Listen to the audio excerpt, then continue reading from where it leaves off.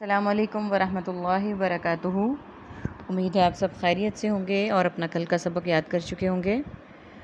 آج ہم انشاءاللہ شروع کریں گے سورۃ البقرہ کا رکوع نمبر 1، اس کی آیت نمبر 1 تا 4 کریں گے،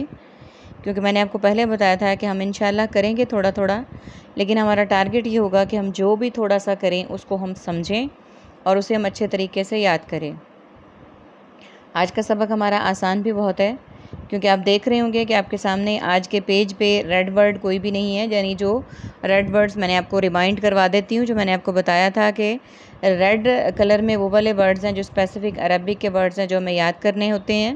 بلیک ہمارے روزمرہ اردو میں بولنے والے ورڈز ہیں، اور بلو ورڈز جو ہیں وہ ہمارے وہ ورڈز ہیں جو قرآن پاک میں بارہا یوز ہوں گے اور وہ ہمیں ایزیلی یاد ہو جائیں گے۔ تو آئیے شروع کرتے ہیں۔ اعوذ باللہ من الشیطان الرجیم، بسم اللہ الرحمن الرحیم،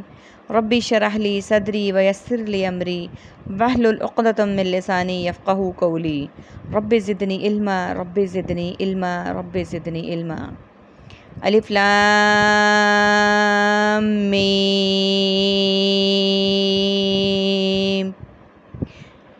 ہاں جی، یہ حروف مقطعات ہیں۔ اس کی ڈیفینیشن آپ کو بتاتی چلوں کہ قرآن پاک میں اس طرح کے حروف جو بھی جتنے بھی صورتوں میں آئے ہیں وہ عام طور پہ صورتوں کے سٹارٹ میں آئے ہیں اور انہیں حروف مقطعات کہتے ہیں۔ حروف مقطعات وہ الفاظ ہیں جن کے میننگ اللہ تعالیٰ کے سوا اور کوئی نہیں جانتا، اس لیے ان کو ہم ایز اٹ از ہی پڑھتے ہیں، اردو میں بھی اور عربک میں بھی۔ ذالک الکتاب، ذالک یہ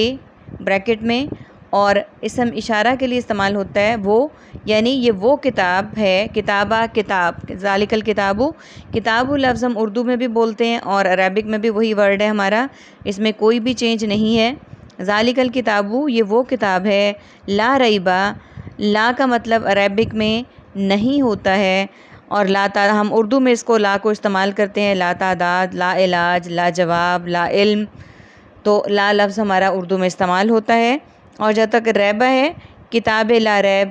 خدائے لا ریب، یعنی جس میں کوئی کسی قسم کا شک نہیں ہے۔ دونوں ورڈز ہمارے اردو میں یوز ہوتے ہیں اور بہت زیادہ ہوتے ہیں، یعنی یہ وہ کتاب ہے جس میں کوئی شک نہیں، یعنی جس میں ہم کسی قسم کا کوئی شک نہیں کر سکتے کہ یہ اللہ تعالیٰ کی طرف سے ہے یا کسی غیر اللہ کی طرف سے، یعنی کلیئر بات ہے کہ اللہ تعالیٰ نے خود اپنے کلام میں بتا دیا اور بالکل پہلی ہی صورت میں بتا دیا کہ یہ وہ کتاب ہے جس میں کوئی شک نہیں۔ فیہ، اس میں، فی لفظ کو ہم عام طور پہ استعمال کرتے ہیں فی الحال، فی الواقع، فی الفور، تو یہ فی لفظ ہمارے لیے کوئی نیا نہیں ہے، فی اردو میں ہم اسی طرح سے استعمال کرتے ہیں۔ ہدن، ہدایت، اس میں ہدایت ہے، ہدن ہدایت سے ہے۔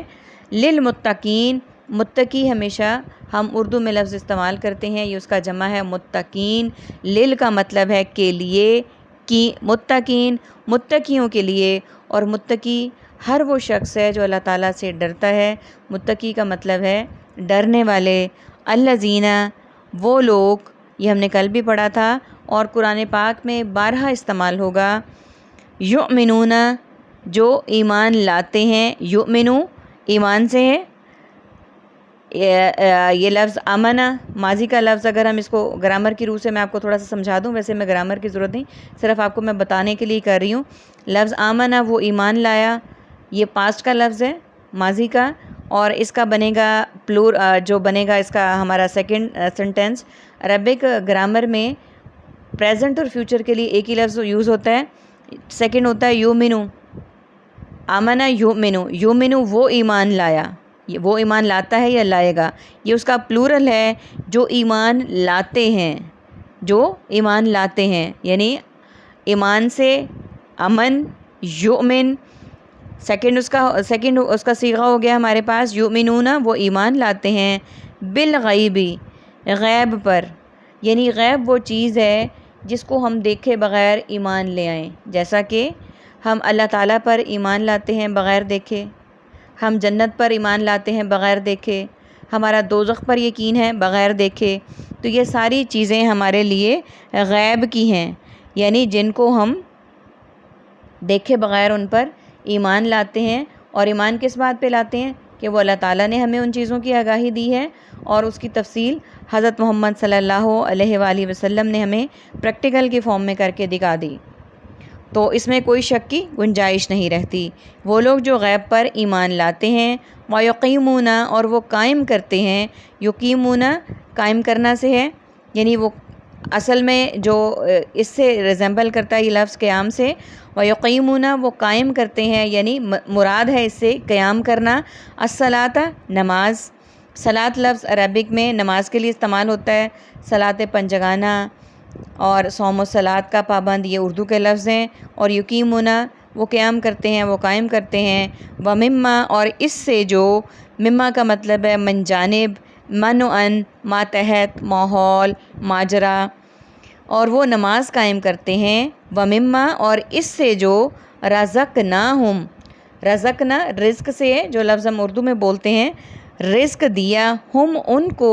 ینفقون وہ خرچ کرتے ہیں۔ اب ینفقون لفظ جو ہے وہ نفقہ، نان و نفقہ اور اس طرح کے الفاظ جو ہم اردو میں یوز کرتے ہیں ان سے لیا گیا ہے کہ ہم نے انہیں رزق دیا ہے، جو ہم نے انہیں، ہم انہیں، جو ہم نے انہیں رزق دیا، اللہ تعالیٰ جل شانہ فرما رہے ہیں کہ جو ہم نے انہیں رزق دیا ہے وہ خرچ کرتے ہیں۔ یعنی مومنوں کی خاصیتیں بتائی گئی ہیں۔ سب سے پہلے تو یہ کہ یہ وہ کتاب کی خاصیت بتا دی کہ یہ وہ کتاب ہے اس میں کوئی شک نہیں، اس میں پرہیزگاروں کے لیے ہدایت ہے۔